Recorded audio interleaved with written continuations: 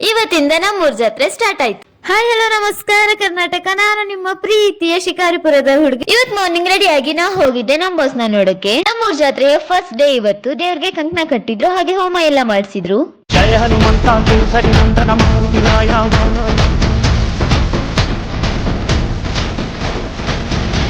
Next ಪ್ರಸಾದ ಎಲ್ಲ ಇಸ್ಕೊಂಡು ಹಾಗೆ ನಮ್ ರಾಯರ್ಗೊಂದು ನಮಸ್ಕಾರ ಹಾಕೋಣ ಅಂತ ಅಲ್ಲಿ ಹೋಗಿದ್ದೆ. ಧ್ಯಾಯ ರಾಘವೇಂದ್ರಾಯ ಸತ್ಯ ಧರ್ಮರತಾಯ ಚ.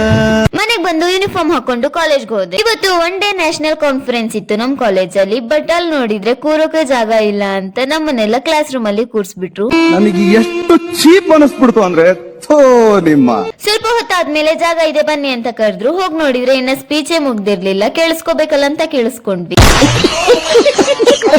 ನೆಕ್ಸ್ಟ್ ಒಬ್ರೊಬ್ರೆ ಬಂದು PPT ಪ್ರೆಸೆಂಟೇಶನ್ ಮಾಡಿದ್ರು. ಅದ್ ಕೂಡ ಇಂಟ್ರೆಸ್ಟಿಂಗ್ ಅಂಡ್ ಕ್ರಿಯೇಟಿವ್ ಆಗಿ ಇತ್ತು. ಹೌದಾ?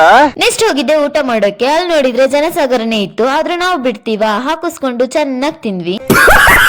ನೆಕ್ಸ್ಟ್ ಮನೆ ಹೋಗೋಣ ಅಂತ ಎಷ್ಟೆಲ್ಲ ಸರ್ಕಸ್ ಮಾಡಿದ್ವಿ, ಬಟ್ ಆಗ್ಲೇ ಇಲ್ಲ. ಅದೇ ಬೇಜಾರಲ್ಲೇ ಮತ್ತೆ ಕಾನ್ಫರೆನ್ಸ್ ಕೇಳೋಣ ಅಂತ ಬಂದ್ವಿ.